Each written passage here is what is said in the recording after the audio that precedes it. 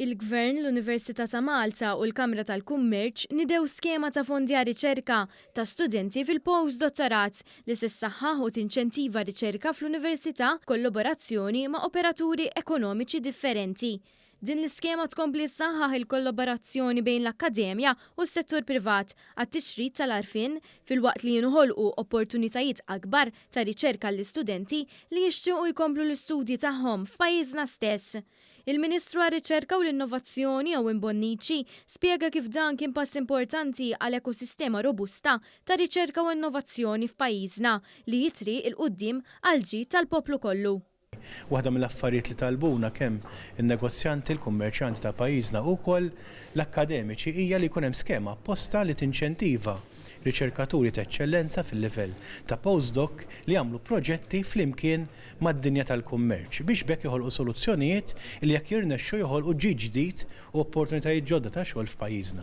Allura llum qed inniedu din l-iskema ta' €900,000 illi biha qed iġib flimkien il-qasam tan-negozju, il-qasam akademiku u kif ukoll il-Ministeru. L-applikazzjonijiet għal din l-iskema se jinfetħu fl-ewwel ta' April. Il-President tal-Kamra tal-Kummerċ Marisa Xwiereb spjegat kif wara li ġiet imnedija din l-iskema, ir-riċerkaturi u l-industriji se jiddialogaw flimkien.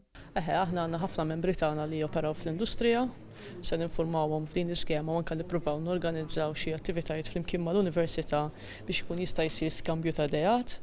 Naħsbu li din l-inizjattiva tista' tikkontribwixxi biex dak il-0.6% li għandna nefqa 0.6% tal-GDP f'dak li hu riċerka bil-mod tibda tiela għal target ta' 3% li naħsbu li l-pajjiż għandu bżonn biex l-industrija tagħna tibqa' dejjem tirrinnova ruħha.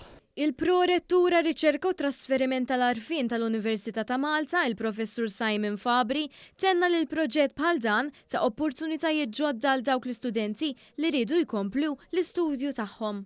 Din hija opportunità tajba ħafna għal riċerkaturi li ġa għandhom il-PhD tagħhom, id-dottorat tagħhom, sabiex jipparteċipaw flimkien mal-operaturi ekonomiċi kif ukoll mal-Università ta' Malta f'proġetti li huma avvanzati.